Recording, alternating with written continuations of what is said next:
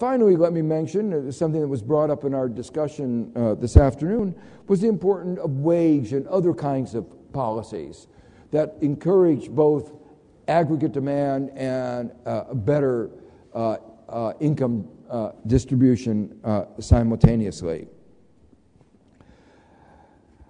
The third general point I want to raise is that Europe as a whole is not in a bad fiscal position. Its debt-GDP ratio compares favorably with that of the United States. If each state in the United States were totally responsible for its own budget, including paying for all unemployment benefits, the U.S. too would be in a fiscal crisis. The lesson is obvious. The whole is more than the sum of the parts. There are a variety of ways by which Europe could act together beyond the measures already taken. And many of these measures are already consistent with Europe's constitutional framework. It is only a matter of political will. Some of them have already been mentioned. A larger European Solidarity Fund for Stabilization and Growth, Eurobonds. If Europe and the ECB in particular were to borrow and relend the proceeds, the cost of servicing Europe's debt would decrease. And the important point is that would make room for the kinds of expenditures that would promote growth and employment. It would facilitate the conversion of ordinary bonds to growth bonds. We had a discussion again this afternoon, led by Marcus Miller, on the fact that there can be multiple equilibria. This may be a little bit of a technical point, but the way to think about it is the following. There are many countries with much, and historically, with much higher debt-GDP ratios than Italy's debt today. At the end of World War II, U.S. had a higher debt-GDP ratio. Japan's debt-GDP ratio was over 200%. If markets lost faith in Japan's ability to repay, then its interest payments, which are today 1%, would go up to 6% or 5%. And at that 5 to 6% interest, it would have to pay 10% or more of GDP to service the debt. And then Japan would have a debt problem. It would be a vicious circle. But with the confidence that it has, the 1% interest that it pays, it only has to pay 2% of GDP to service the debt, and there's no reason for worry. That's what economists call multiple equilibria. Brazil had exactly that problem in the end of the 90s. Many people worried. There was a package that came forward, and many people thought Brazil was going to tip over into a crisis. But it managed its way through that crisis, and today everybody looks at Brazil as one of the sound cases, growth, and it's a country in which inequality is being reduced as growth is being increased. And they brought these together through strong government investment and high taxation. And it's worked very effectively. Fourthly, there are already institutions within Europe, such as the European Investment Bank, the European Fund, that could help finance needed investments in the cash-starved economies. They should expand their lending. Funds should be made available to support small and medium-sized enterprises. While large firms can turn to capital markets, credit contraction by banks hits these enterprises particularly hard, and in all economies, these firms are the source of job creation.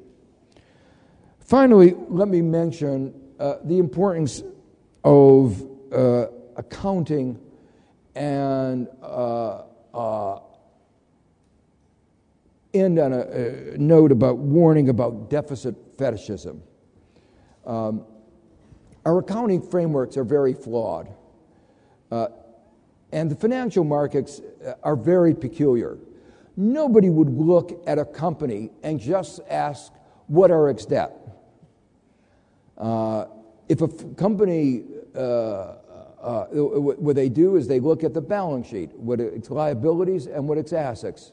If a company borrows to make good investments, its net worth looks better. In fact, all growth in the corporate sector is based on borrowing. And yet, in the public sector, people just talk about debt. They don't talk about how the debt is being used. And that's why it's so important that I've emphasized that if you are borrowing money for high return investments, then the country's balance sheet is actually improved. In the United States, I've looked at the data for investments, and the returns on our investments in education, technology, infrastructure are orders of magnitude larger than the cost of capital. That when we borrow to make these investments, our balance sheet looks better, and our ability to service this debt is not impaired, so that the austerity measures are counterproductive for our long-run economic strength. So that's why it's important to have a capital account to move these investments off of the ordinary balance sheet so you see these things much more clearly, and to focus on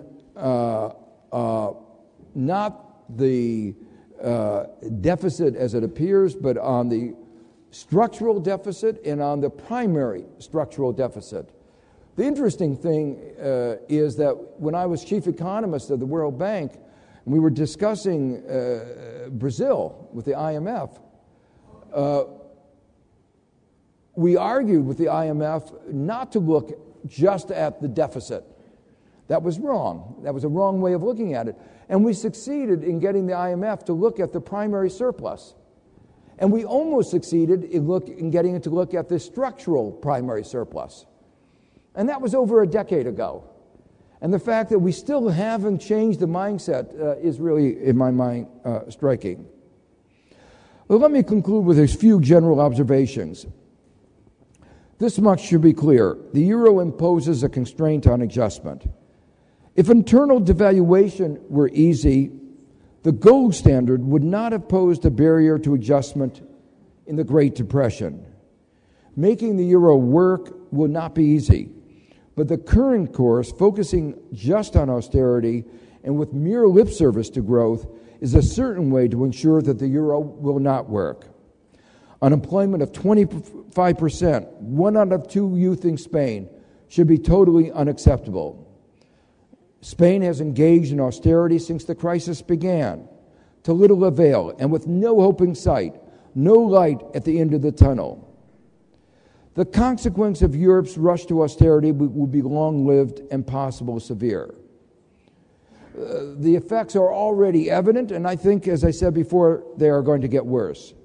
If the euro survives, it will only be at the expense of high unemployment and enormous suffering, especially in the crisis countries, if a growth policy is not put into place. Almost surely, the crisis itself will spread. Firewalls won't work if kerosene is simultaneously thrown on the fire, and that's what Europe, it seems, committed to do. To repeat, there is no instance of a large economy getting better as a result of a dose of austerity. The consequences will be deep and long-lasting. Young people long deprived of a decent job become alienated. When they eventually get a job, it will be at a much lower wage. Normally, youth is a time when skills get built up. Now it is a time when they atrophy. Society's most valuable assets, its human capital, is being wasted and even destroyed. Trust in our governments and in our institutions is also being destroyed. There are many natural disasters in the world: earthquakes, floods, typhoons, hurricanes, tsunamis. It's a shame to add to these a man-made disaster, but that's what Europe is doing. Indeed, the willful ignorance of the lessons of the past is criminal. The pain that Europe, and especially the poor and the young, is so unnecessary. The euro was a project designed to bring the people of Europe together. It was a very noble project, but it was a political project. The economics was incomplete. And the leaders understood that at the time. And the hope was, when the crisis broke out in January 2010, that they would complete the crisis. But their reactions have been slow and incomplete, and in some ways counterproductive. Repeatedly, they have said, we need a growth approach. But so far, there has not been a growth policy. And finally, let me say, we have to remember the objective of economics is to serve the people, and not the other way around. The economic frameworks that have been adopted in the United States and Europe have not been working for most citizens. I know the data much better for the United States, so I'll repeat those. But most Americans today are worse off than they were 15 years ago. The economy has not been working for most citizens. The income of a full-time male worker today is the same as it was 45 years ago, almost a half a century. Again, the economy has not been working for most American workers. And when that happens, it is inevitable that there will be disillusion. And so we have to think about, how do we make our economy work for most of our citizens? It's clear that our economy has not been stable, it's not been efficient, it's not been equitable. And the policies of austerity are only going to make things worse. What I've hoped I've tried to do this evening is to say there is an alternative. Delay in grasping this alternative will be very costly. Thank you.